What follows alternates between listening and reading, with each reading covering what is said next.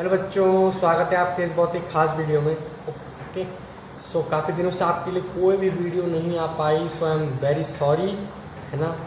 सो आप लोग माफ़ कर देंगे मुझे, इतना मुझे अपने भरोसा है आप लोगों पे। आप लोग मुझे माफ़ कर देंगे, आप मुझे निराश नहीं करेंगे और मेरी वीडियोस को फिर से देखना स्टार्ट कर देंगे, है ना। सो काफ़ी दिनों से नहीं आ पाए, मैं आउट ऑफ स्टेशन गया हुआ था।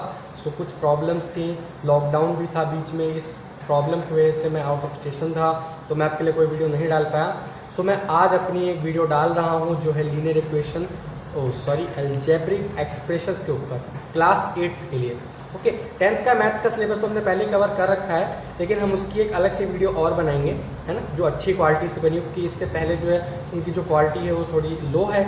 अब जो मैं वीडियोस बनाऊंगा उनकी वो सारी की सारी एकदम हाई क्वालिटीज़ की वीडियो होंगी, है ना। और 10th के ऐसे ऐसे क्वेश्चंस उसमें कराए जाएंगे जो आपके कंपटीशन लेवल्स के क्वेश्चन है ना, जो आपको आगे चल के जब आप एसएससी का एग्ज़ाम देंगे तो उसमें आपको हेल्प मिलेगी। ओके, सो आज मैं अपनी बहुत दिनों के बाद एक वीडियो डाल रहा हूँ अलजेब्रिक एक्सप्रेशंस के ऊपर। ओके, सो उसे देखिए और पढ़ाई करिए।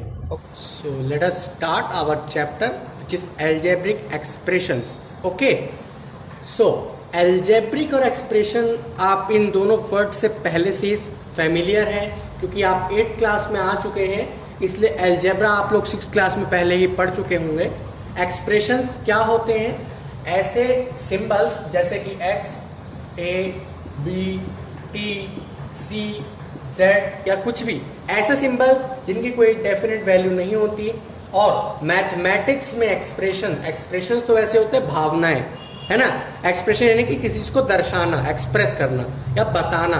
लेकिन मैथमेटिक्स में जब हम किसी भी इन ए से लेके जेड तक के, यानी कि ए टू जेड तक के बीच का कोई भी लेटर इस्तेमाल करते हैं विद मैथमेटिकल साइन, तो उसे हम कहते हैं एक्सप्रेशन।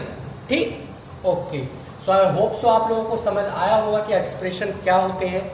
अब चूंकि बात करते हैं अलजेब्रिक एक्सप्रेशन की, तो यहाँ पे हमारे पास दो तरीके के अलजेब्रिक एक्सप्रेशंस होते हैं। एक तो होता है variables and the second one is constant. Okay, second one is constant. तो इस तरीके के हमारे पास दो होते हैं, जिनमें से जो वेरिएबल्स होते हैं वो ए से लेके जेड तक के हम अल्फाबेट्स को भी मान सकते हैं, मान सकते नहीं है। ए से लेके जेड तक के वेरिएबल्स को हम अल्फाबेट्स को हम वेरिएबल मानते हैं। क्यों? क्योंकि इनकी कोई भी फिक्स वैल्यू नहीं होती। वेरिएबल इसीलिए नाम दिया गया है वेरिएबल, यानी वेरी करती है इनकी वैल्यूज। इनकी कोई भी वैल्यू हमेशा 100% सही नहीं होती। ठीक, 100% सही से मतलब आप इन वैल्यू से कोई भी आंसर निकालो, वो आंसर तो करेक्ट है, लेकिन आप देखोगे कि एक ही वैल्यू के कितने सारे आंसर्स निकलते हैं, है ना। सो ए से लेके जेड यानी कि वेरिएबल्स की वैल्यू कभी फिक्स नहीं होती। फिक्स मतलब या 100% सही से यहाँ मतलब नहीं है, फिक्स नहीं होती, बस मेन मतलब यह फिक्स नहीं होती वेरिएबल्स की वैल्यू। ठीक, अगली बात आती है कांस्टेंट की। कांस्टेंट की वैल्यू हमेशा कंटेन रहती है। ठीक, अगर एक 2 लिखा हुआ है तो इसको कोई भी 3 इसकी वैल्यू नहीं कर सकता। अगर ये 2 लिखा हुआ है तो कोई भी इसकी वैल्यू को 3 नहीं बना सकता। ठीक, 2.1 लिखा हुआ है, कोई भी इसको नहीं बना सकता। हाँ, वो बात अलग है, राउंड ऑफ में कर देते हैं हम इसे। ठीक, लेकिन अगर ये 2 लिखा हुआ है तो कोई इसे 3 नहीं लिख सकता। ठीक, सो इसीलिए वेरिएबल और कांस्टेंट्स में ये अंतर आता है। ठीक, तो होप सो आप लोग इन सारे नामों से, इन सारे कॉन्सेप्ट से पहले से फेमिलियर हैं। तो एक्सप्रेशंस में अब बात करते हैं हम लोग टर्म्स की, है ना। अब बात करते हैं हम लोग टर्म्स की, या ये छोटा सा एग्जांपल ले लेते हैं इन्हीं के ऊपर कि इनमें से कौन सा वेरिएबल है और कौन सा कांस्टेंट है। सो ए जेड टी 9 5 सी 7, ठीक है। सो इसमें से वेरिएबल कौन सा, कांस्टेंट कौन सा? This 7 9 5 are constant, A, Z, T, C are variables. Okay, I hope so आप लोगों को समझ आया होगा कि क्या है ये। ठीक, आप लोग ऐसे भी इन सारी चीजों से पहले फेमिलियर होंगे। ओके, सो अब बात करते हैं हम लोग टर्म्स की। टर्म्स, फैक्टर एंड कोएफिशिएंट, ये सारी चीजें आप लोग पहले से जानते होंगे। बहुत सिंपल सी चीजें हैं। टर्म्स क्या है? एल्जेब्रिक एक्सप्रेशन, अभी अभी मैंने बताया एक्सप्रेशन क्या होते हैं, सिंबल के साथ मैथमेटिकल साइंस लगते हैं। ठीक, सो अब हम बात करेंगे यहाँ पे टर्म्स की, जैसे कि हमने यहाँ पे लिखा है 3x plus 5y plus 7 is equals to, या इज इक्वल्स टू हम अभी नहीं लगाएंगे, ये तो आप लोगों का 10th का कॉन्सेप्ट है। ठीक, 3x प्लस 5y प्लस 7। सो अब हमने इसमें टर्म्स ढूंढनी है, तो आप लोगों को ये देखना है कि अगर प्लस और माइनस का साइन लगा हुआ है, यहाँ पे अगर हम लोग प्लस का हटा के माइनस का साइन कर दें, ठीक, अगर किसी भी टर्म के बीच में प्लस या माइनस का साइन लगा हुआ है तो वहां से वो टर्म अलग हो जाती है, यानी कि 3x इसकी एक टर्म हो गई, 5y इसकी एक टर्म हो गई और -7 इसकी एक टर्म हो गई। ध्यान रखना आप लोगों को साइन भी साथ में लेने हैं। ठीक, इसकी जो एक टर्म है वो क्या है, -7। ओके, सो यहां पे हमें देखने को मिलती है इसकी 3 टर्म्स, है ना। सो टर्म्स आप लोगों को समझ में आ गया होगा कि केवल और केवल मान लीजिए 5xyz, आपसे कोई पूछे इसमें कितने टर्म्स हैं, तो आपको सीधा बोलना है एक टर्म है। क्यों? क्योंकि यहां पे आपस में मल्टीप्लाई में है, तो मल्टीप्लाई या फिर डिवाइड से आपका टर्म कभी चेंज नहीं हो सकता, कभी भी चेंज नहीं होगा डिवाइड या मल्टीप्लाई हुआ तो। अगर प्लस और माइनस दे रखा है तो चेंज हो जाएगा, यहीं से चेंज होता है बस। जैसे कि 5 प्लस x प्लस वाई, तो यहां पे 3 टर्म्स हैं, लेकिन 5xy में सिर्फ और सिर्फ एक टर्म है। ठीक है बात समझ में। सो टर्म्स में ये अंतर है। अब बात करते हैं हम लोग फैक्टर की। जैसा कि आप लोग जानते हैं फैक्टर होते क्या हैं, देखिए मान लीजिए मैं आपको कोई कांस्टेंट वैल्यू देता हूं 2, इसके फैक्टर कीजिए 1 और 2, यानी कि कितने टेबल से डिवाइड हो रहा है या कितने नंबर्स के, यानी कि कितने नंबर से ये डिवाइड हो सकता है, यानी कि वो उसके फैक्टर्स हो गए। ठीक, तो यहाँ पे फैक्टर्स की बात हम लोग नहीं करेंगे क्योंकि हमारे पास यहाँ पे कोई फिक्स वैल्यू नहीं है। ठीक, सो अब हमारे पास दूसरी टर्म आती है कोएफिशिएंट। कोएफिशिएंट का मतलब क्या होता है, 5xy प्लस 3z। ठीक है, अब मैं आपसे पूछूं कि यहाँ पे z का कोएफिशिएंट क्या है, z का कोएफिशिएंट 3। आपको यहाँ पे सिर्फ और सिर्फ सबसे पहले ये देखना है कि किसका कोएफिशिएंट पूछा गया है। हमने यहाँ पे z का कोएफिशिएंट पूछा है।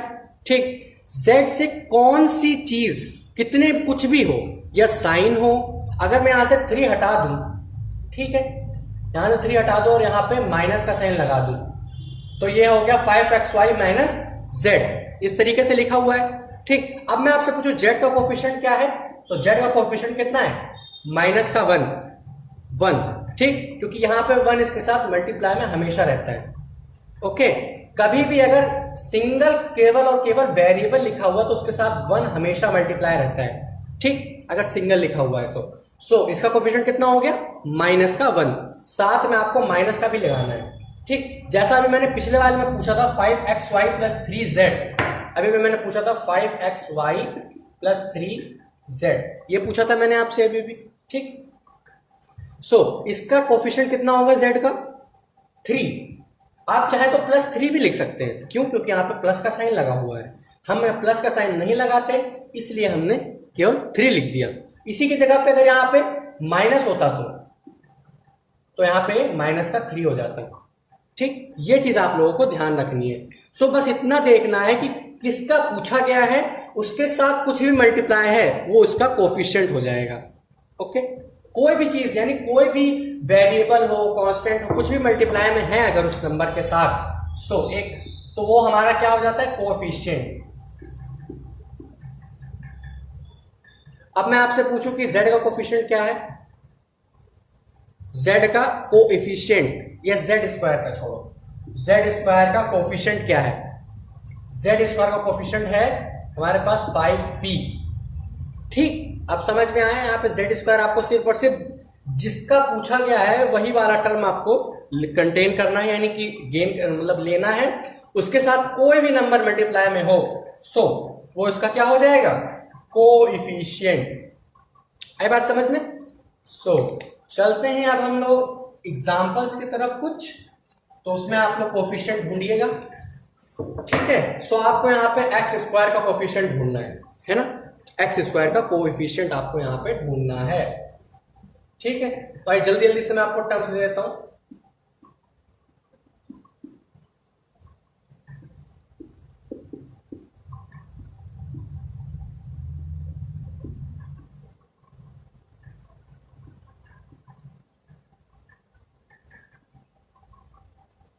अब आपसे पूछा गया है एक्स स्क्वायर का कोफिशिएंट।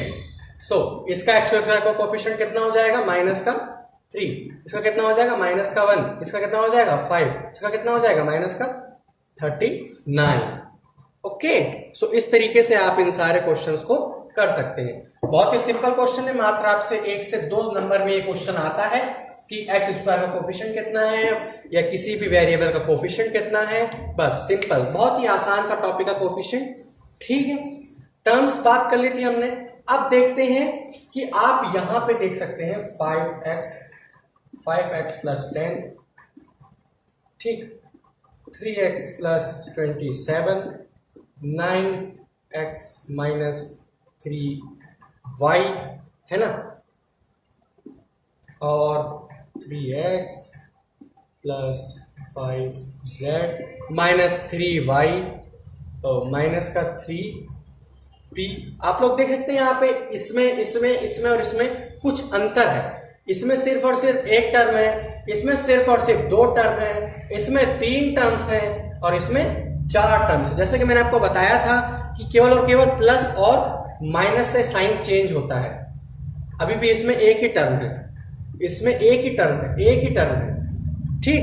केवल और केवल प्लस और माइनस से साइन टर्म्स अलग अलग होती हैं। तो यहाँ पे एक भी साइन नहीं है तो एक टर्म है, एक साइन है तो 2 टर्म है, 2 साइन है तो 3 टर्म है, 3 साइन है तो 4 टर्म है, ठीक। सो कहीं भी यानी किसी भी अलजेब्रिक एक्सप्रेशन में अगर एक टर्म है तो उसे हम कहते हैं मोनोमियल। किसी भी अलजेब्रिक एक्सप्रेशन में अगर एक ही टर्म है, कितनी? एक टर्म है, तो उसे हम क्या कहेंगे? उसे हम कहेंगे मोनोमियल। ओके, सो और अगर 2 टर्म है तो बाइनोमियल। 2 टर्म है तो बाइनोमियल, 3 टर्म है तो ट्राइनोमियल, ठीक।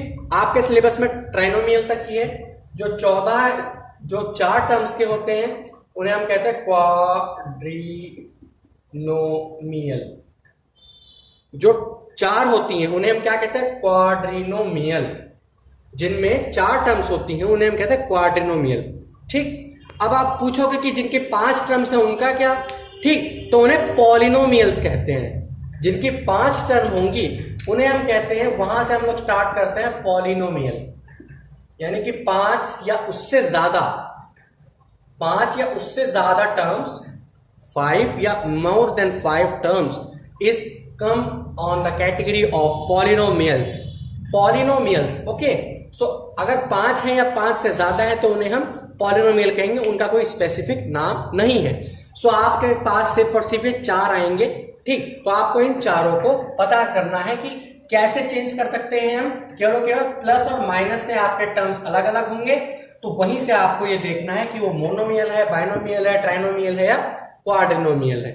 Okay, understand? आई होप सो आप लोगों को समझ आ गया होगा कि मैं क्या कहना चाह रहा हूं।